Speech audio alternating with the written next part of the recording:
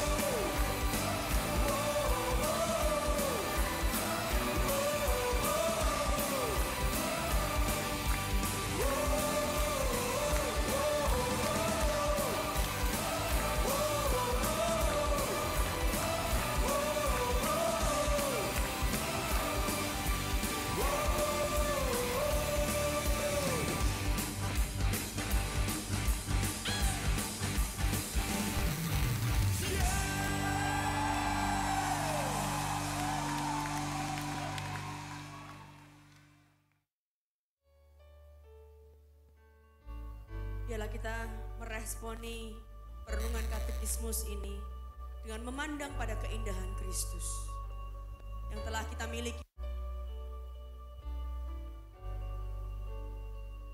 Oh, lihatlah Kristus yang indah, sumber mata air yang melimpah, nyanyianku di gelap malam, beri kekuatan yang takkan padam.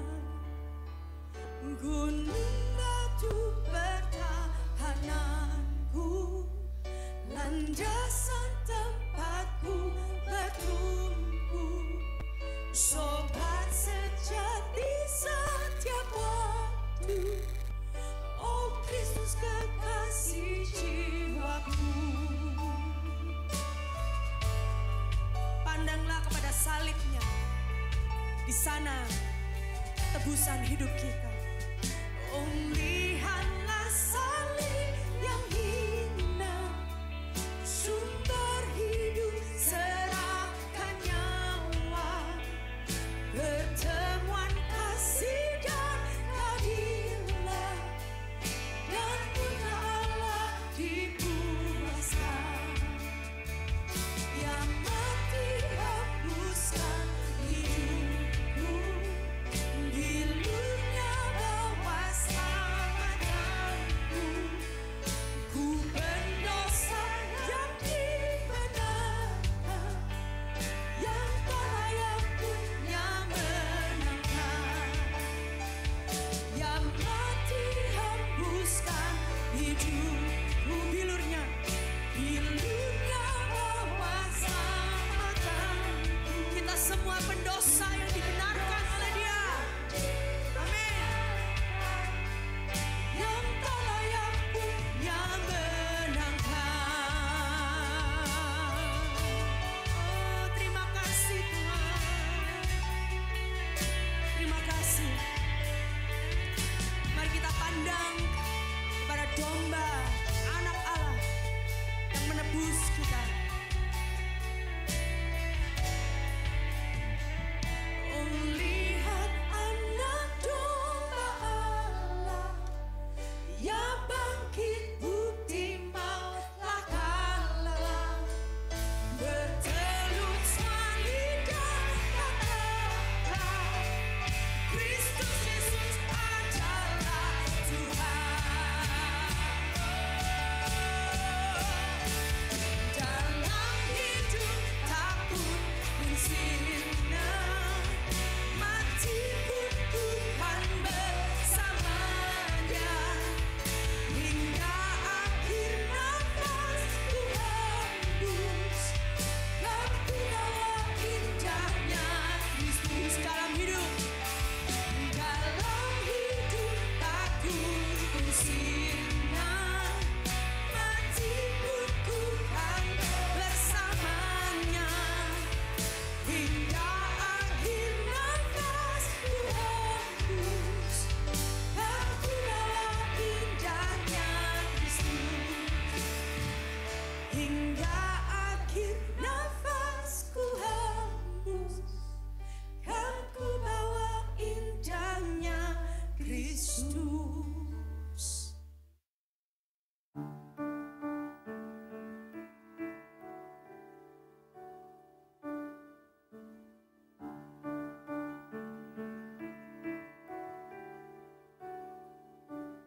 In the darkness, we were waiting without hope, without light, till from heaven you came running. There was mercy in your eyes to fulfill the law and prophets. To a virgin came the word, from a throne of endless glory to a cradle in the dirt.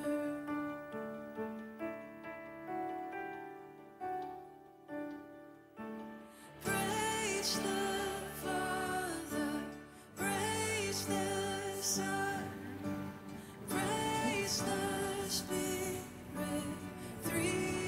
Tunggulah. God of glory,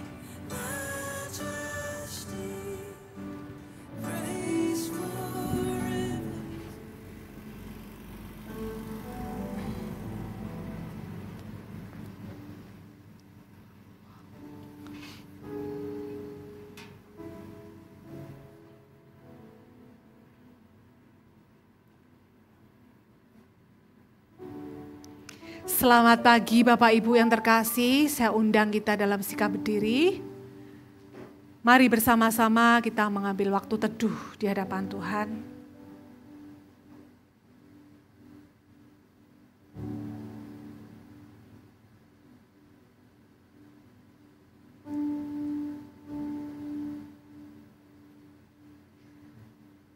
Mari kita arahkan hati kita kepada Allah dan beribadah dengan sikap penyembahan, serta meyakini bahwa pertolongan kita datangnya dari Allah yang menciptakan langit dan bumi beserta segala isinya, dan yang tidak pernah meninggalkan hasil perbuatan tangannya. Turunlah kiranya atas kita kasih karunia dan damai sejahtera dari Allah Bapa, Allah Putra, dan Allah Roh Kudus. Amin. Jemaat dipersilakan duduk kembali. Inilah hari yang dijadikan Tuhan. Marilah kita bersorak-sorai dan bersukacita.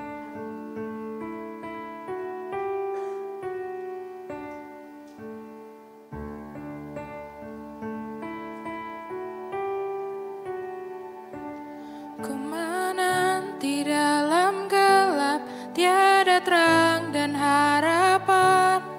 Dari surga Engkau datang, di matamu anugerah. Untuk genapi nubuatan, firman lahir ke dunia. Dari tata kemuliaan ke palungan yang hina.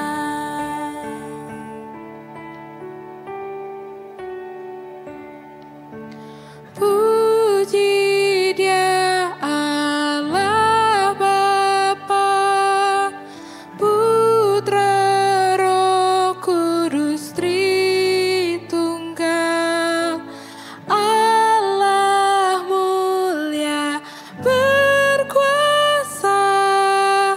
Puji Dia Raja segala raja.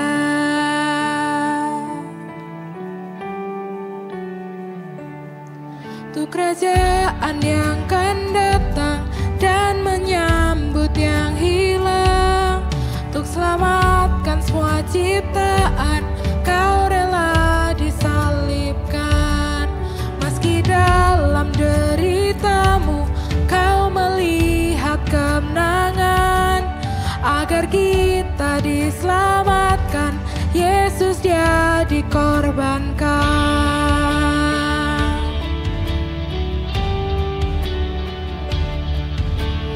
Puji Dia Allah Bapa, Putra Roh Kudus Tritunggal, Allah mulia berkuasa.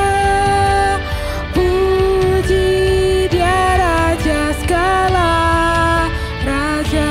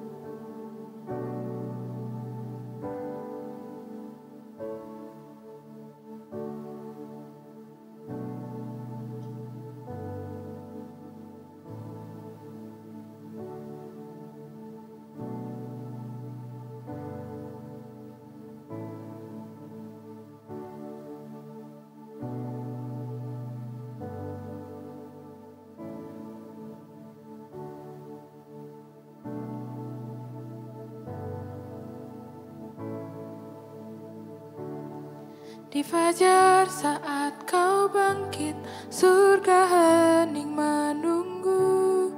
Batu kuburmu terbuka, Kau telah kalahkan maut. Dan yang mati dibangkitkan, seluruh surga terkagum. Sebab semua yang datang pada Bapa diselamatkan. Dan gereja Kristus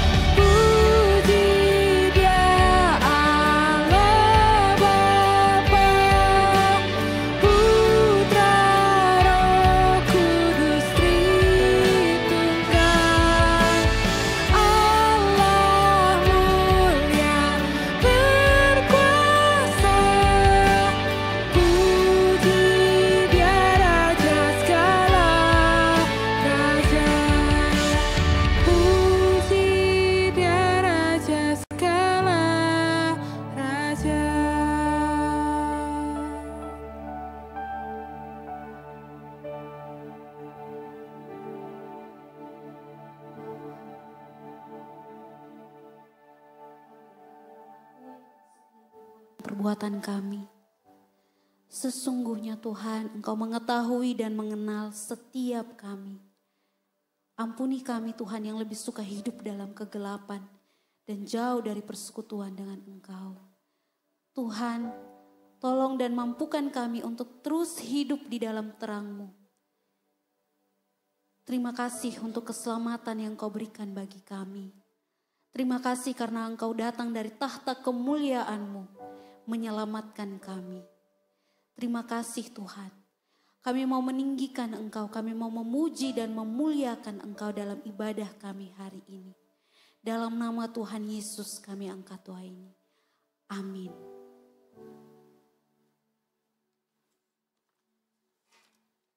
Berita anugerah bagi kita, sebab di dalam Dia dan oleh darahnya kita beroleh penebusan, yaitu pengampunan dosa menurut kekayaan kasih karunia-Nya.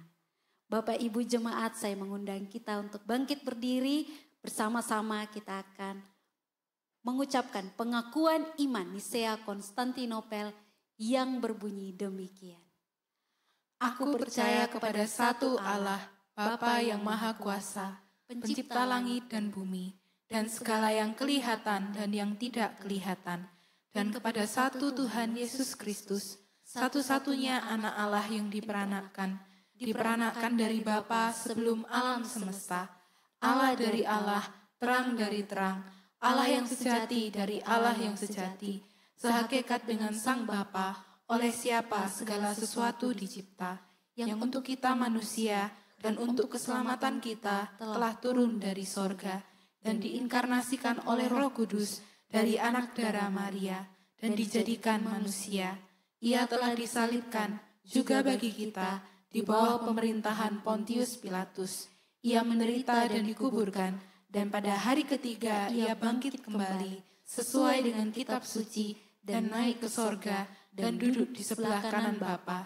Dan ia akan datang kembali dengan kemuliaan untuk menghakimi orang yang hidup dan yang mati, yang kerajaannya takkan berakhir. Dan aku percaya kepada Roh Kudus, Tuhan dan pemberi kehidupan, yang keluar dari Bapa dan Anak, yang bersama-sama dengan Bapa dan Anak, disembah dan dimuliakan, yang telah berfirman dengan perantaraan para nabi. Dan aku percaya satu gereja yang am dan rasuli. Aku mengakui satu baptisan untuk pengampunan dosa, dan aku menantikan kebangkitan orang mati dan kehidupan di dunia yang akan datang. Amin. Bersama-sama mari kita bersyukur dan merayakan kelahiran Yesus Kristus, Raja Mulia. Dan kabar baik ini kepada seluruh dunia. Kita berdoa.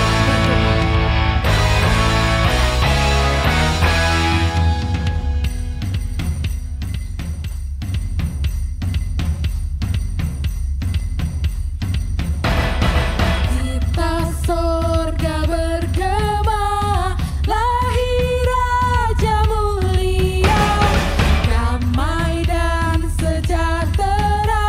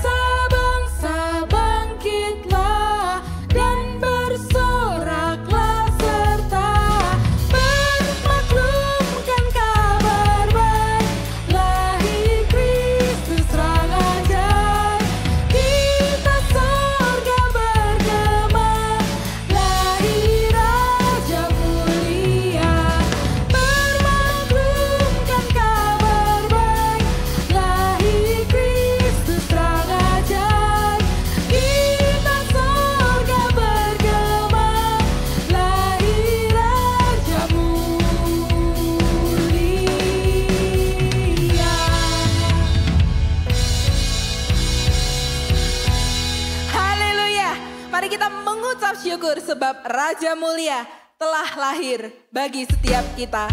Sungguh besar anugerahnya, sungguh ajaib perbuatannya atas kita. Mari jemaat sekalian saat ini kita bersama-sama bersuka, bernyanyi, memuji namanya, menyerahkan hidup kita bagi kemuliaannya.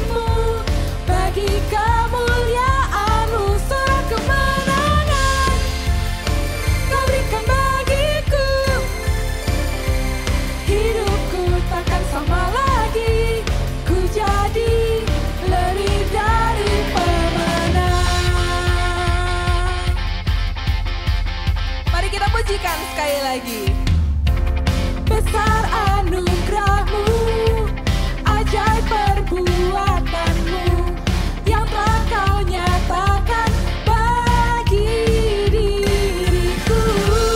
Ku kagum akanmu, akan kebaikanmu, hidup baru kau beri. Kau tahu baratapku jadi tarian, hapus segala dosa dan masa laluku.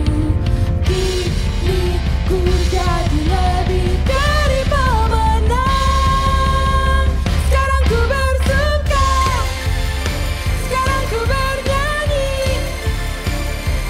ku berikan hidupku bagimu, bagi kemuliaan-Mu, sorak kemenangan Kau berikan bagiku. Hidupku takkan sama lagi, ku jadi lebih dari pemenang.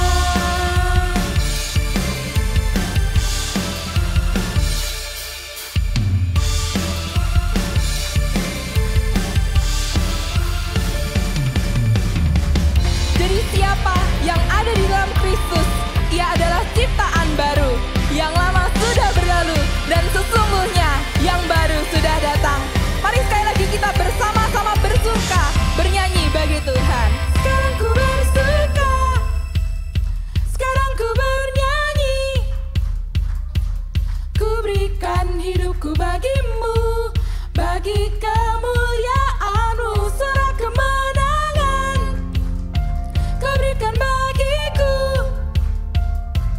Hidupku takkan sama lagi, ku jadi lebih dari pemenang. Sekarang ku bersuka, sekarang ku bernyanyi, ku berikan hidupku bagimu, bagi kemuliaan-Mu, sorak kemenangan Kau berikan bagiku. Hidupku takkan sama lagi, ku jadi lebih dari pemenang. Sekarang ku bersuka, sekarang ku bernyanyi, sekarang ku bersuka, sekarang ku bernyanyi, sekarang ku bersuka.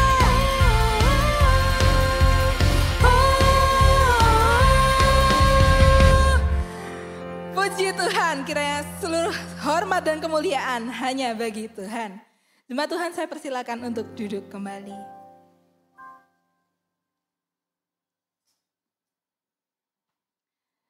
Jemaat yang terkasih, sebelum kita merenungkan kebenaran firman Tuhan, mari kita bersama-sama memandang pada keindahan Kristus yang telah Ia nyatakan. Dan kiranya keindahan itu terus memancar di dalam dan melalui hidup kita.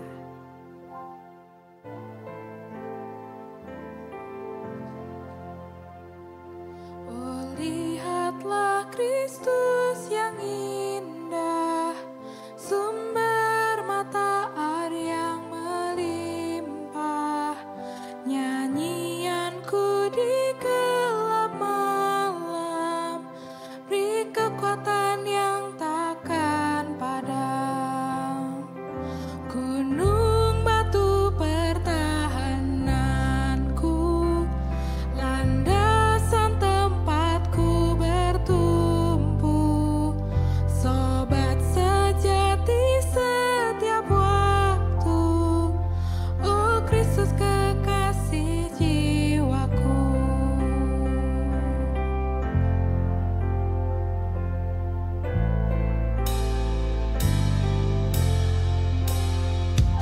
Oh, lihatlah salib yang indah, sumber hidup serahkan nyawa, pertemuan kasih dan keadilan, dan murka Allah dipuaskan.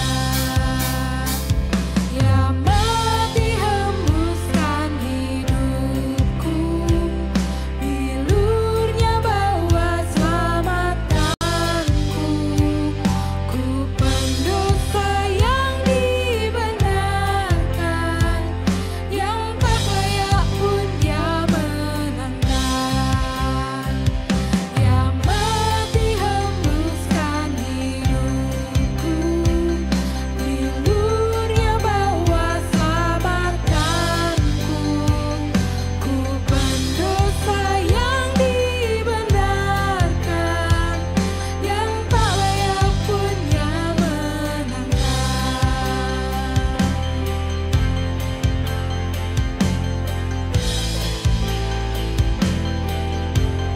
Mari jemaat Tuhan, kita bersama-sama berdiri. Kita memuji Sang Anak Domba Allah yang telah bangkit, mengalahkan maut bagi kita. Oh, lihat Anak Domba Allah, Ya bangkit, bukti mautlah kalah. Berterus lidah katakan, Kristus Yesus adalah Tuhan.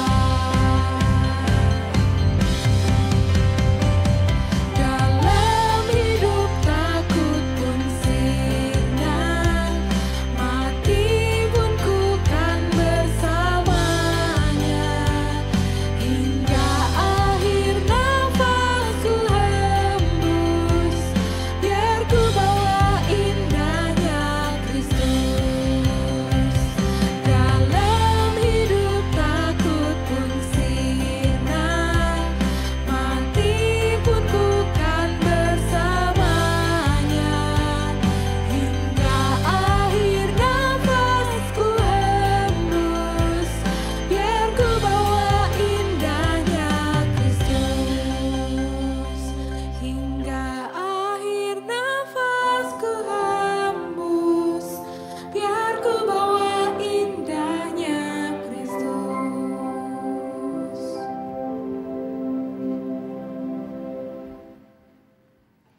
Mari kita berdoa. Tuhan, kami bersyukur kami ada di tempat ini sebagaimana kami ada. Terlebih kami bersyukur kami sebagai anak-anak-Mu. Yang sebenarnya kami adalah orang-orang berdosa.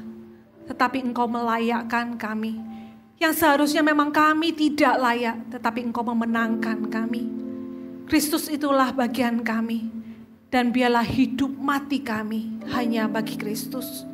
Sebentar kami akan merenungkan bersama kebenaran firman-Mu.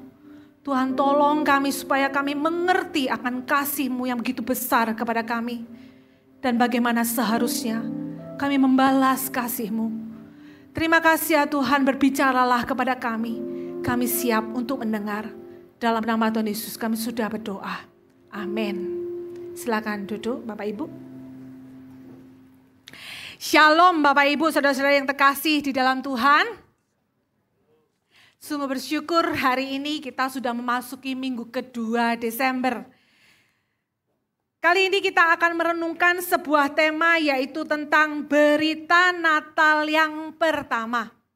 Bapak Ibu, kalau kita melihat banyak orang berpikir berita Natal itu dimulai ketika melihat Injil Matius ataupun ketika juga mendengar Lukas. Di situ berita Natal dibawakan oleh malaikat Tuhan, kalau yang di Matius kepada Yusuf, supaya dia tidak sampai supaya dia mengambil tetap Maria menjadi istrinya, gitu ya. Kalau yang di Lukas adalah berita Natal disampaikan bahwa Maria akan mengandung, gitu ya, dan akan melahirkan Mesias. Tetapi sesungguhnya berita Natal pertama kali yang ada di dalam Alkitab itu dapat kita temukan di dalam Kejadian 3. Saya akan mengajak kita semua untuk membacakannya. Mari kita melihat Kejadian 3 Kejadian pasal 3 ayat 14 sampai 15. Mari saya mengajak kita membaca bergantian. Saya akan bacakan yang 14, Bapak Ibu nanti akan merespon ayatnya yang ke-15. Kejadian pasal 3 ayat 14 sampai 15. Lalu berfirmanlah Tuhan Allah kepada ular itu, karena engkau berbuat demikian, terkutuklah engkau di antara segala ternak dan di antara segala binatang hutan. Dengan perutmu lah engkau akan menjalar dan debu tanahlah akan kau makan seumur hidupmu.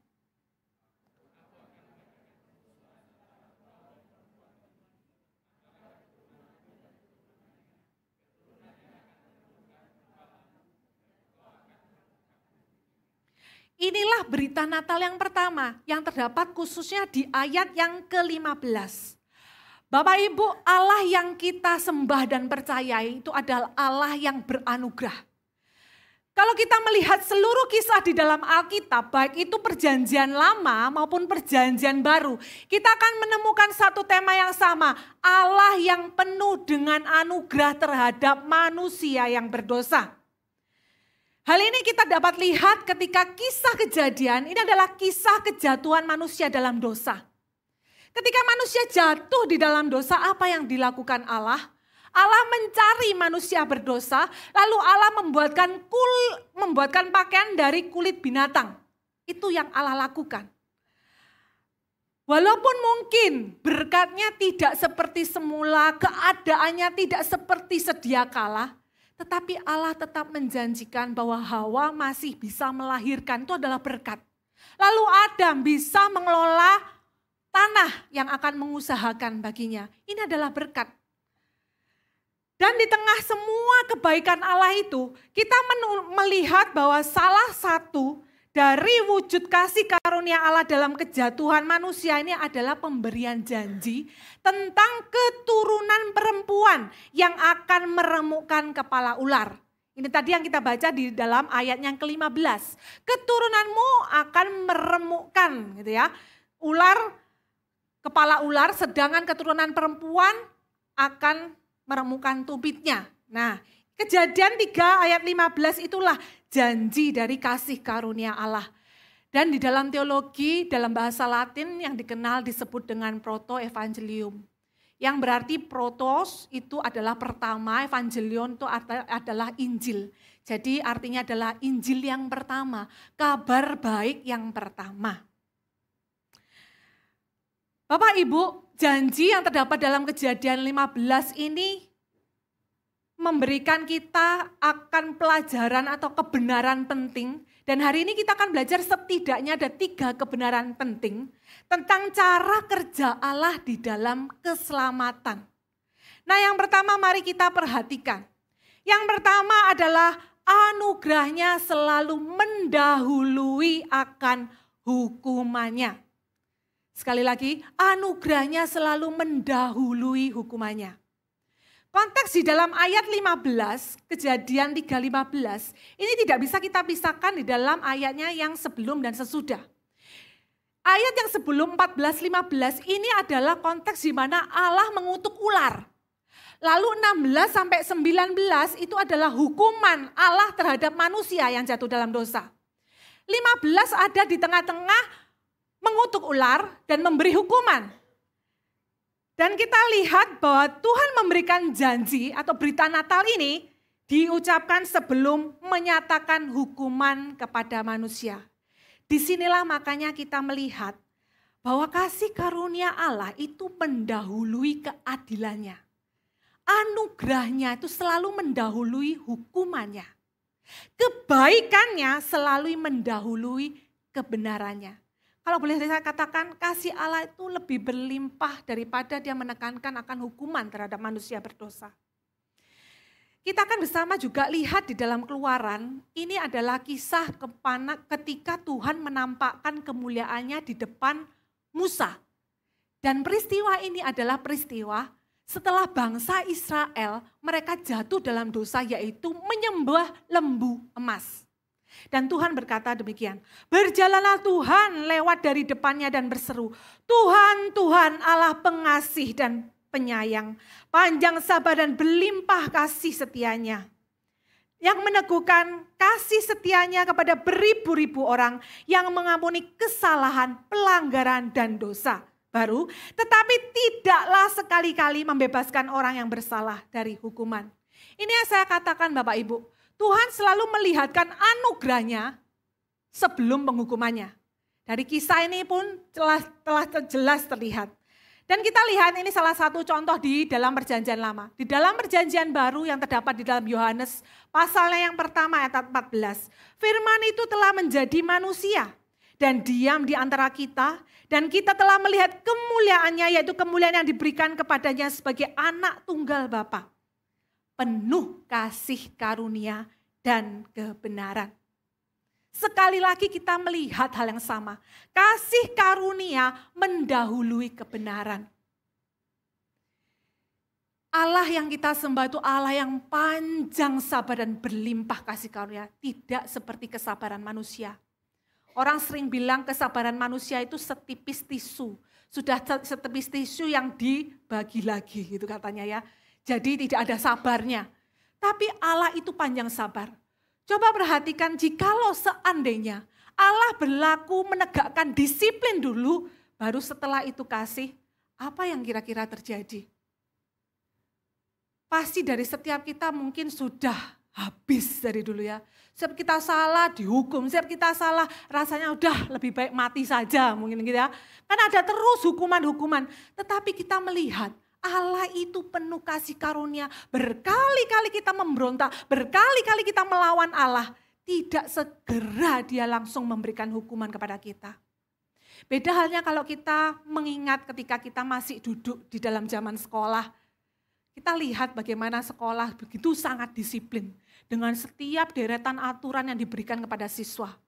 Tidak boleh menyontek, tidak boleh telat, harus berpakaian sopan dan rapi. Bahkan kuku pun tidak boleh panjang, kalau panjang nanti bisa dipenggaris gitu ya.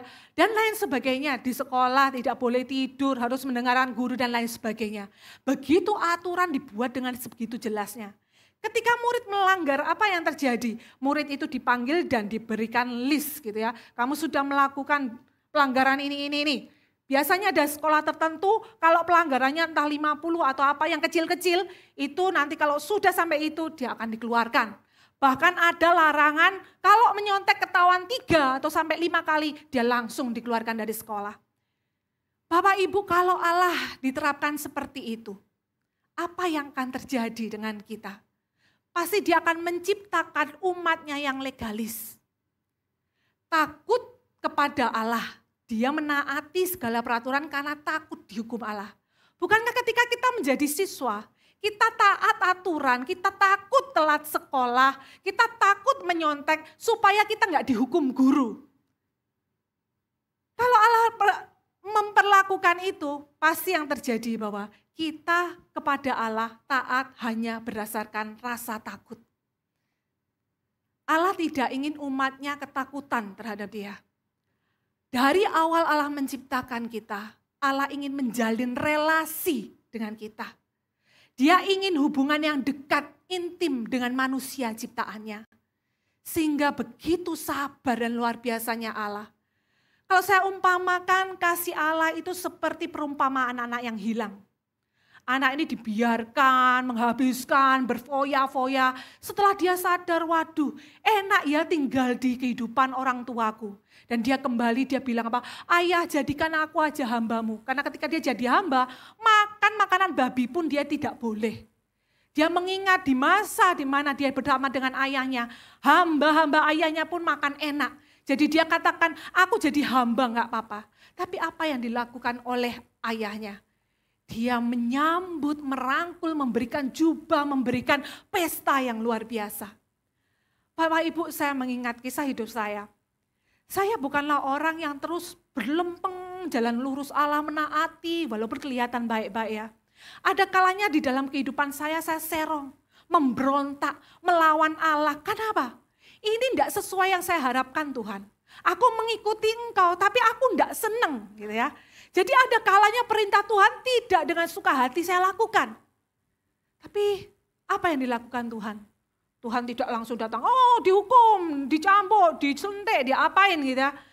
Tapi terkadang yang saya melihat, Tuhan tetap menanti dengan sabar. Anugerahnya diberikan kepada saya. Bahkan ketika pada akhirnya dia menuntun kembali. Dia mempersiapkan tangan yang terbuka. Dan dengan kasih dia membawa saya datang kembali kepadanya. Kalau kita perhatikan, bukankah dalam hidup kita juga demikian? Lebih sering kita melakukan hal yang melawan Tuhan. Lebih sering kita memberontak kepada Tuhan daripada kita menaatinya. Tetapi yang Tuhan inginkan, dia ingin menjalin relasi dengan kita. Dia tidak ingin menjadikan kita takut kepadanya.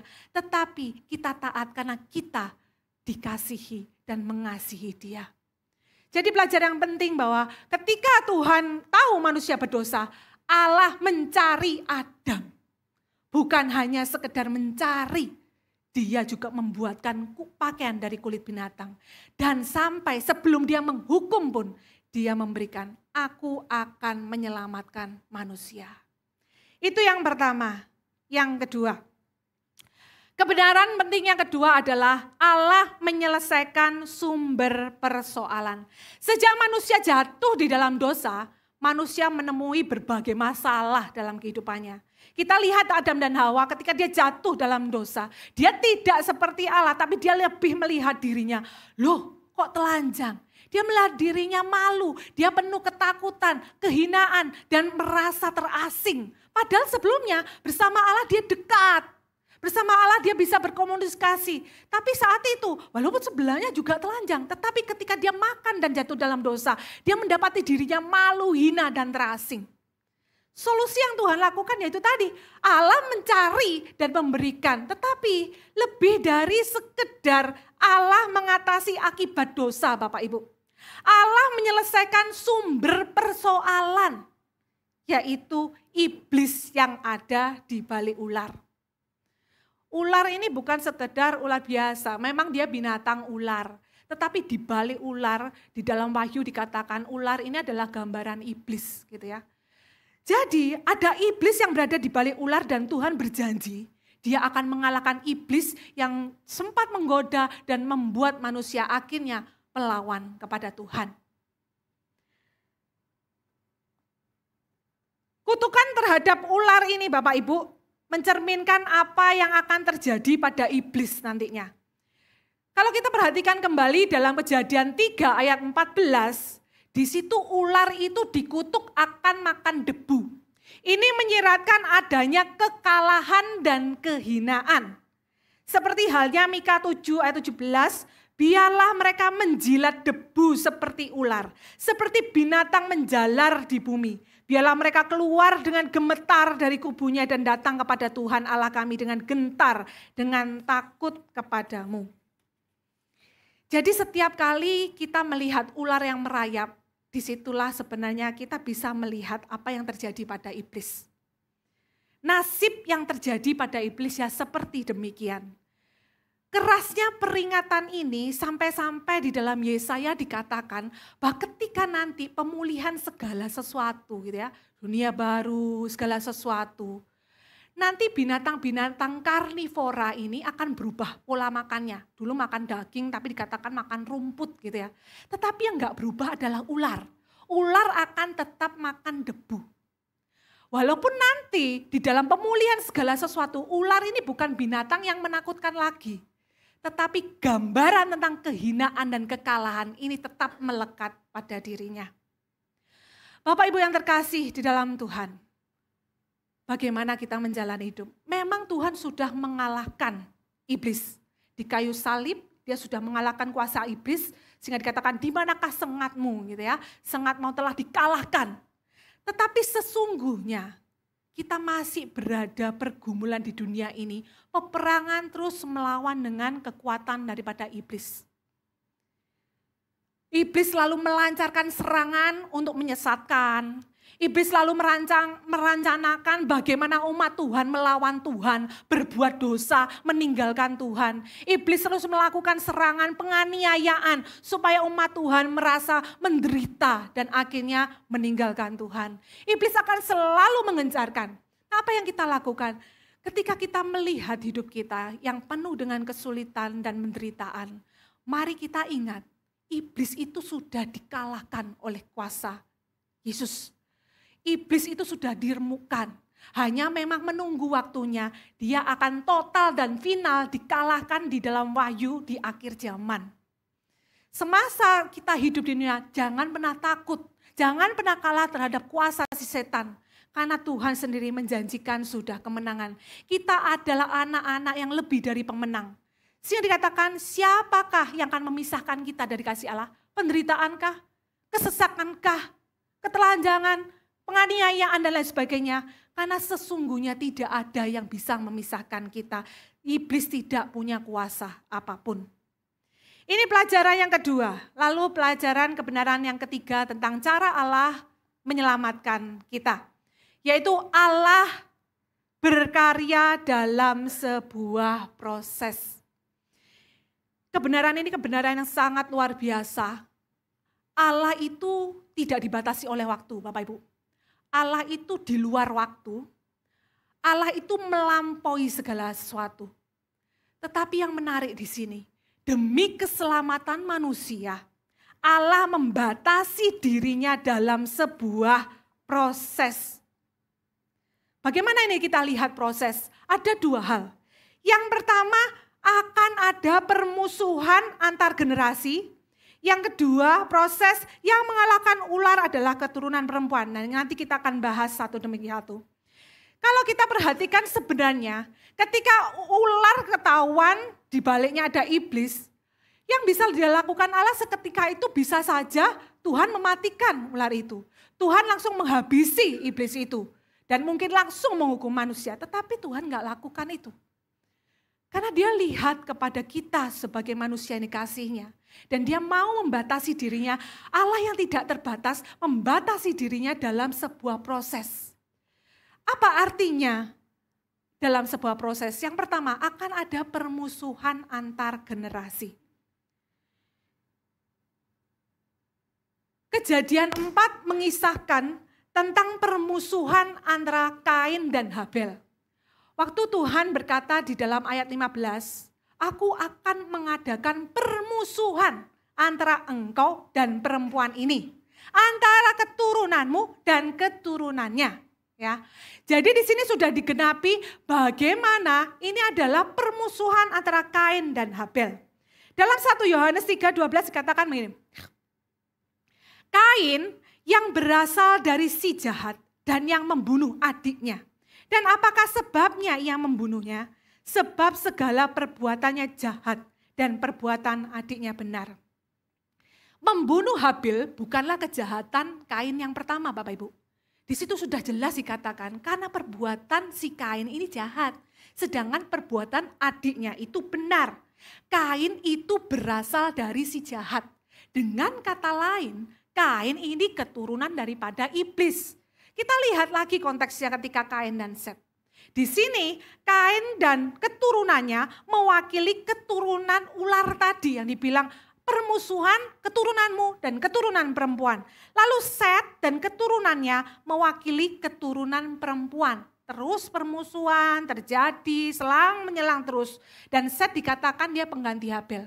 Kalau lihat dalam silsilah Adam, Kain gak masuk, langsung nama Set. Set lalu diteruskan, nanti setelah Set nanti ada Nuh, dari Nuh nanti Sem, Abraham, lalu Ishak, Yakub, Yehuda, Daud, dan akhirnya Yesus Kristus. Sebenarnya silsilahnya panjang ya, ini dirangkum. Nah itu proses panjang Bapak Ibu. Kalau saya boleh katakan, dari zamannya Abraham sampai kelahiran Yesus Kristus, itu dikatakan 2000 tahun. 2000 tahun. Ini belum lagi kalau Abraham ke Adam, ini saya kurang tahu ya. Tetapi yang saya lihat Abraham sampai Mesias itu 2000. Jadi kalau ditarik lagi pasti lebih jauh lagi. Janji Tuhan ketika diumumkan akan berita Natal sampai kelahiran Mesias, ini proses yang sangat panjang. Dan kita melihat kisahnya di dalam perjanjian lama. Bagaimana bangsa Israel itu menjadi bangsa yang tegar tengkuk. Bangsa yang sulit untuk taat kepada Tuhan. Sedikit ada nabi mengingatkan mereka bertobat. Setelah itu jatuh penyembahan berhala. Mereka bertobat dibuang lagi ke Babel. Dan begitulah pola yang terjadi. Tetapi sesungguhnya kita lihat Allah terus mau berproses sampai tetap janji itu diberikan. Lalu yang kedua kita lihat, yang mengalahkan ular itu adalah keturunan perempuan. Allah berproses dalam waktu yang panjang, tapi mari kita lihat bahwa disinilah dia juga membatasi dirinya. Keturunan perempuan ini sesuatu yang unik Bapak Ibu. Keturunan kalau kita lihat dalam versinya bahasa Inggris, mereka memakai istilah seed, benih. Jadi benih laki-laki gitu ya. Dan biasanya di dalam berbagai silsilah yang ada di dalam Alkitab, keturunan laki-laki, benih laki-laki itu yang menjadi dominasi selalu berdasarkan garis keturunan laki-laki. Dan di bagian ini sajalah kita mendapatkan keturunan perempuan, benih perempuan. Kenapa dikatakan keturunan garis laki-laki? Karena sesungguhnya dari benih laki-laki membuat wanita akhirnya bisa melahirkan, itu maksudnya. Tetapi di sini loh kok benih perempuan? Apa yang terjadi? Nah kita melihat bahwa sesungguhnya Yesus Kristus ini adalah satu-satunya manusia yang dilahirkan tanpa benih laki-laki. Jadi ini seperti ada nubuat tentang kelahiran Mesias. Lahir akan juru selamat yang lahir dari seorang perawan. Allah menyelesaikan peperangan melawan iblis dengan cara dia menjadi manusia yang dilahirkan seorang perawan. Pertanyaannya buat setiap kita, kenapa harus melalui seorang perawan? Karena kita tahu sebagai juru selamat, dia harus tanpa dosa. Dia tidak boleh mewarisi sifat dosa Adam. Sehingga Yesus harus dilahirkan dari seorang perawan. Dengan demikian dia jadi manusia, menggantikan seharusnya hukuman dosa kita, ditanggung dia. Dan akhirnya dia menjadi perantara yang sejati, imam bagi kita dengan Allah. Itu yang dilakukan Kristus. Ini bukan hal yang sepele Bapak Ibu. Kita tahu Allah itu adalah Allah yang maha kuasa. Allah penguasa semesta. Allah itu maha kudus. Allah itu ilahi. Allah itu tidak terbatas.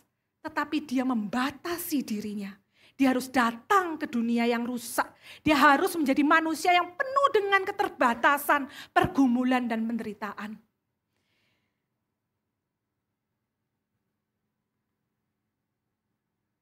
Proses yang dilalui Yesus bukan hanya panjang, tetapi sangat-sangat tidak menyenangkan. Bahkan boleh saya katakan sangat-sangat menyakitkan. Meskipun kita tahu bahwa kemenangan itu diraih oleh Yesus, namun kita perlu sadari kemenangan itu diraih dengan dibayar dengan sangat mahal. Kemenangan Yesus itu dibayar dengan sangat mahal. Dia yang tidak mengenal dosa telah dibuat Allah berdosa. Supaya apa? Supaya di dalam Dia kita dibenarkan. Dan dikatakan juga bahwa di situ Kejadian 3:15, tumitnya diremukkan. Ini melambangkan suatu penderitaan Bapak Ibu, suatu kesakitan, suatu luka yang dialami Tuhan Yesus. Di mana walaupun dia menang, sesungguhnya ular itu menggigit tumit. Dan itu melambangkan ada penderitaan. Dan itu adalah kematian juru selamat kita yang tertikam karena pemberontakan kita. Yang diremukkan karena kejahatan kita. Filipi 2, di situ dikatakan kalimat yang sangat terkenal. Dia Allah, dia jadi manusia. Dia mengosongkan dirinya. Dia mengambil rupa seorang hamba. Dia Allah mengambil rupa seorang hamba. Allah yang tinggi, lebih tinggi dari kita pasti. Dia mengambil rupa seorang hamba lebih rendah dari kita. Dia mengambil rupa seperti hamba dan bahkan dia menyerahkan nyawanya sampai mati di atas kayu salib. Allah meletakkan seratannya sampai serendah-rendahnya demi menyelamatkan kita. Coba kita bayangkan, sebagai manusia, kita ini untuk mengalah mudah atau sulit? Mengalah itu mudah atau sulit Bapak Ibu? Sulit. Mengalah ketika kita merasa benar, itu lebih sulit lagi. Wong mengalah aja ketika kita tahu salah, itu aja untuk meminta maaf itu, merusak harga diriku gitu ya. Apalagi kalau benar, merasa benar, dia yang salah, ngapain aku minta maaf? Itulah manusia. Dia ingin mencari otoritas, berlomba-lomba sebagai orang yang berkuasa. Tetapi ini beda dengan Kristus. Kristus yang berkuasa, dia meletakkan dirinya serendah-rendahnya. Dia berkorban habis-habisan bagi kita.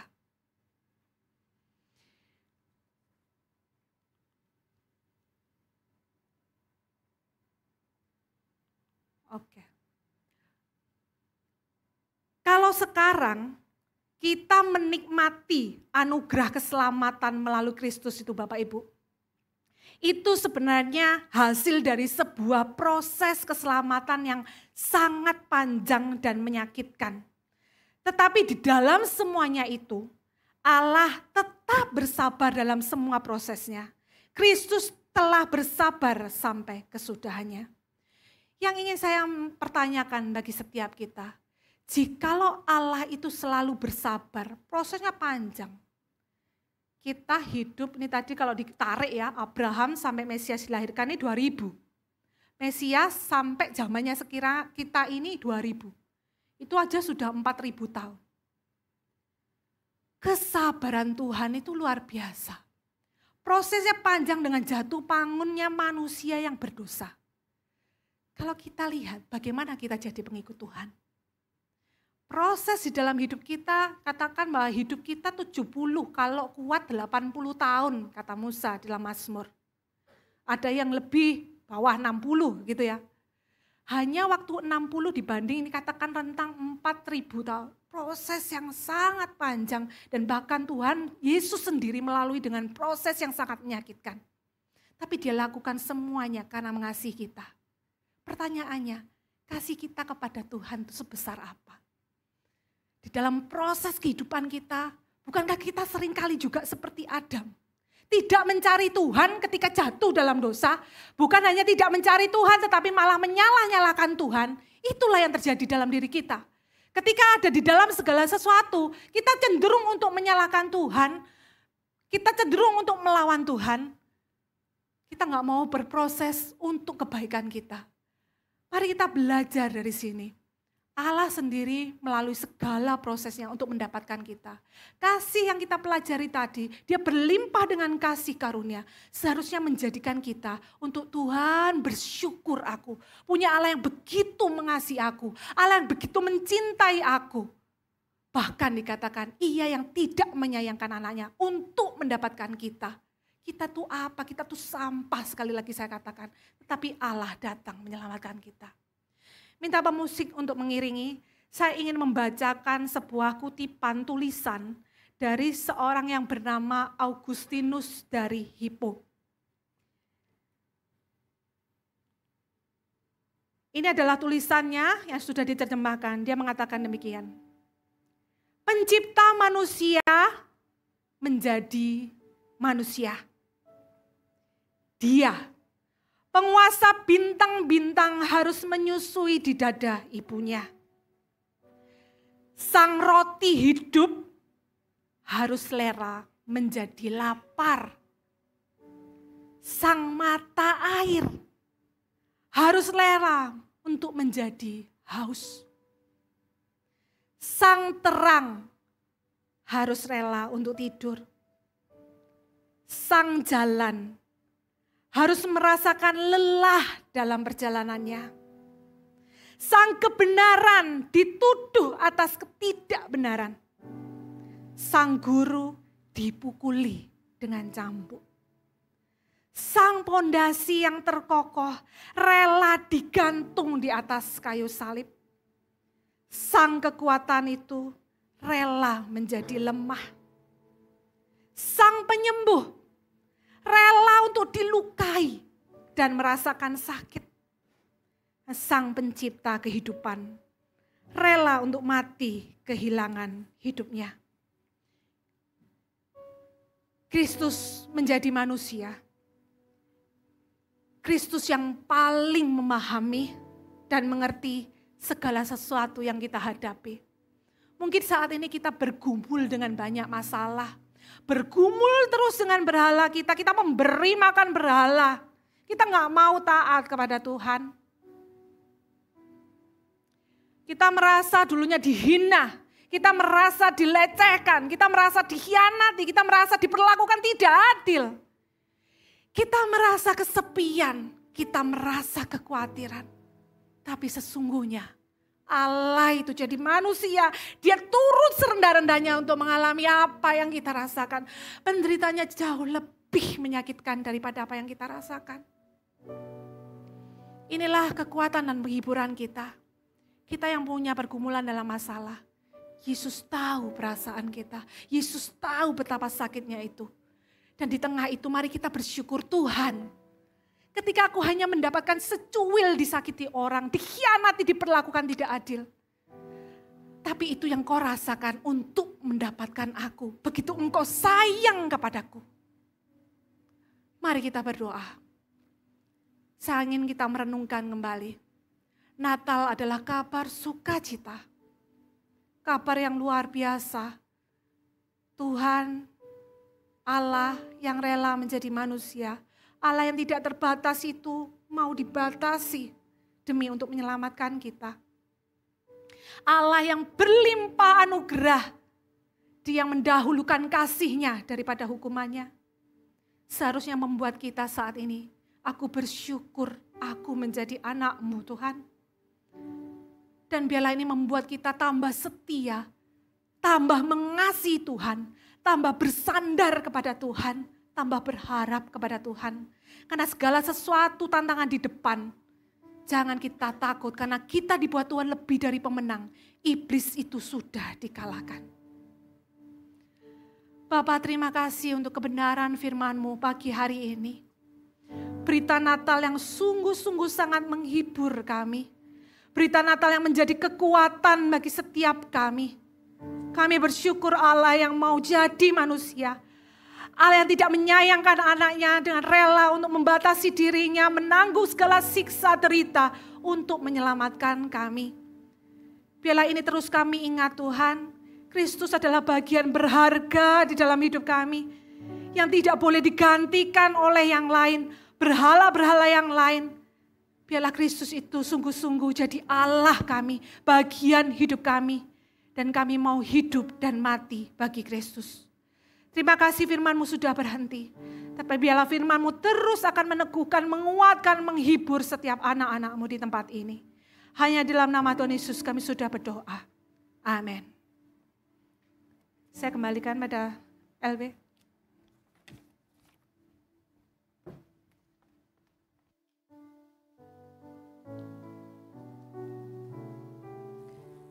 Dengan rela hati aku akan mempersembahkan korban kepadamu. Bersyukur sebab nama-Mu baik, ya Tuhan. Jemaat Tuhan, kini tiba saatnya bagi setiap kita untuk mempersiapkan persembahan kita sebagai ungkapan syukur kita kepada Tuhan. Jemaat dapat memberikan persembahan secara tunai melalui amplop kuning yang telah dibagikan di awal ibadah, lalu dapat dimasukkan ke dalam kotak persembahan setelah selesai ibadah, maupun secara non-tunai melalui transfer maupun scan kris ke rekening yang tertera di layar maupun yang terdapat di balik amplop persembahan. Dan dalam rangka menyambut Natal, terdapat juga persembahan khusus yang dapat dipersembahkan secara tunai melalui amplop putih yang juga telah dibagikan di awal ibadah, lalu dapat dimasukkan ke dalam kotak persembahan yang sama setelah selesai ibadah, maupun scan kris dan juga transfer ke rekening BCA atas nama Rek Pusat dengan kode akhir 25. Dan sambil kita mempersiapkan persembahan kita, selamat menyaksikan Warta Gereja minggu ini. Shalom, welcome to Reform Exodus Community. This is our church, this is our home. Kami ucapkan selamat datang bagi Anda yang baru bergabung hari ini. Jika Anda ingin lebih mengenal REK, silahkan dapat menghubungi nomor berikut ini. Mari dukung dalam doa dan dana. Saat ini dibutuhkan untuk pembangunan pagar tembok, lokasi SD dan mes guru, dan beasiswa untuk 5 calon guru yang akan melayani di Sekolah Kristen Exodus Sorong. Bagi Anda yang rindu berpartisipasi dalam proyek ini, silakan dapat menghubungi Ibu Venisa. Dibuka pendaftaran baptisan anak dan dewasa dan CD yang akan dilaksanakan pada ibadah Natal Rabu 25 Desember pukul 10.30 di REK Galaxy Mall. Bagi yang ingin mendaftar, silakan dapat mengunjungi link berikut ini.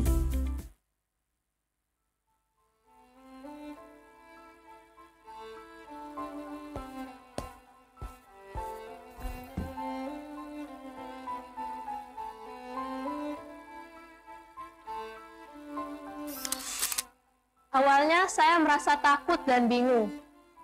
Bayangkan, tiba-tiba malaikat Gabriel mendatangi saya dan berkata bahwa saya akan mengandung. Bayangkan, saya belum bersuami, saya seorang gadis yang tidak terkenal, dan saya harus mengandung Mesias. Namun saya percaya bahwa Tuhan punya suatu alasan untuk saya. Sebab aku ini adalah hamba Tuhan, jadilah kepadaku menurut perkataanmu itu.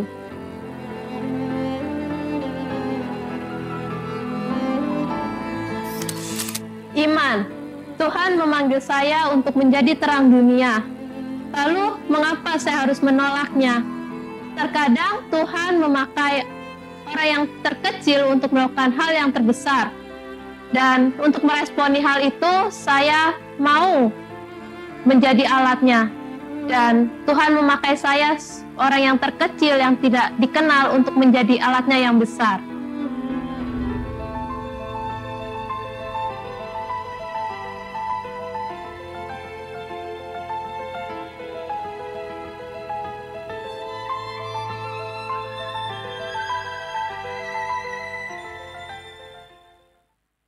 Mari bersama rayakan perayaan Natal 2024, Sabtu 14 Desember pukul 4 sore dan 7 malam di REK Galaxy Mall. Sekolah minggu hanya tersedia pukul 4 sore. Konfirmasi kehadiran Anda di link berikut ini. Mari beribadah bersama dalam ibadah Natal Rabu 25 Desember pukul 10.30 dan 1 siang di REK Galaxy Mall. Mari rayakan kelahiran Sang Juru Selamat dengan penuh sukacita dan damai. Dalam sukacita menyambut Natal 2024, kami mengundang Anda untuk turut memberikan persembahan Natal sebagai ungkapan syukur kita kepada Tuhan. Persembahan dapat diberikan melalui beberapa cara, yaitu melalui tunai melalui amplop putih yang telah tersedia, atau melalui kris yang dapat Anda pindai di layar, atau transfer ke rekening BCA 088 2825 777 atas nama GKRI Exodus. Jika Anda memberikan melalui kris atau transfer, mohon tambahkan kode akhir 25 pada nominal persembahan Anda. Demikianlah informasi untuk minggu ini. Tetap semangat, God bless you, see you next week.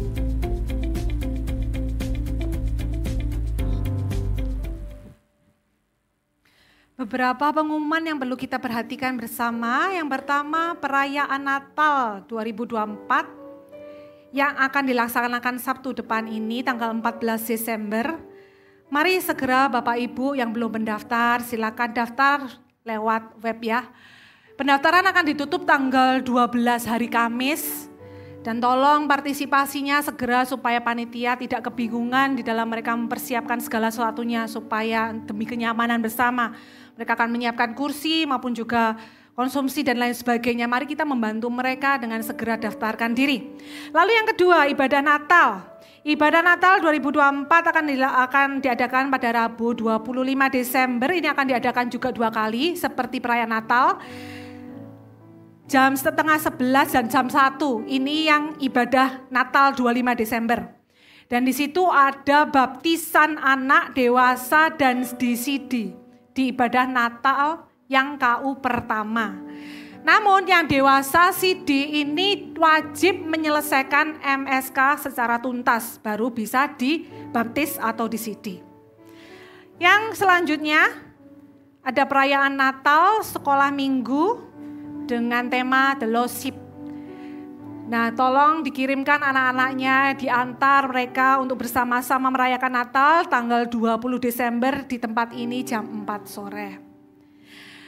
Bapak Ibu, apakah ada yang baru pertama kali hadir? Silakan angkat tangan kalau yang pertama kali hadir hari ini.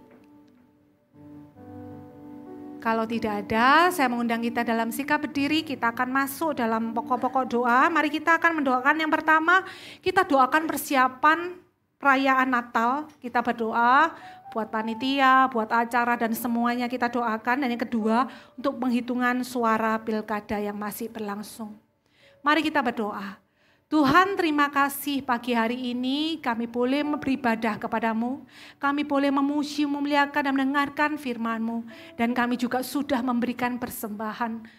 Tuhan, pakailah persembahan ini dan biarlah boleh dipakai bagi pelebaran kerajaan-Mu khususnya di tempat ini. Berkati mereka yang mengelola dan berkati setiap kami agar kami terus belajar memberi yang terbaik kepada Tuhan. Terlebih daripada segalanya, kami memberikan hidup kami sebagai persembahan yang kudus, hidup dan berkenan di hadapan Tuhan.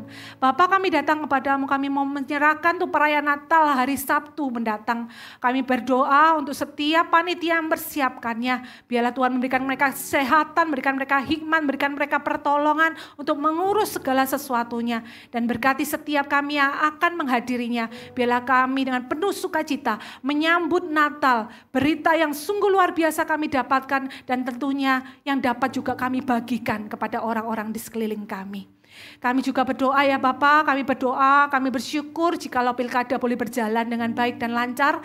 Dan saat ini sedang dalam proses penghitungan suara. Kiranya Tuhan tolong supaya kondisi keamanan di negara kami tetap terjaga dan stabil. Dan siapapun yang menang mereka bisa mendapatkan mandat dengan penuh tanggung jawab. Siapa yang kalah biarlah mereka menerima dengan lega.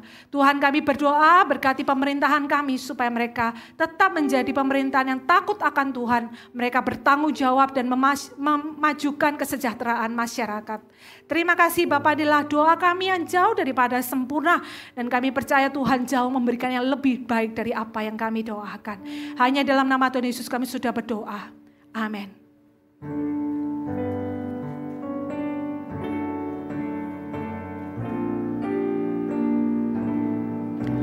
Puji Allah, Bapa Putra, puji Allah Roh Kudus, ketiganya yang esa, pohon sembah,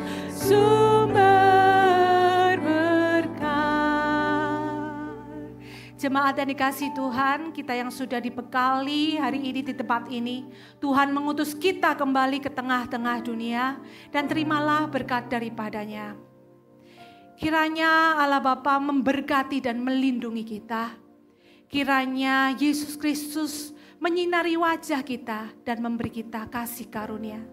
Dan kiranya Roh Kudus menghadapkan wajahnya kepada kita dan memberi kita damai sejahtera. Biarlah kita menerima berkat ini hanya di dalam nama Tuhan Yesus Kristus. Amin.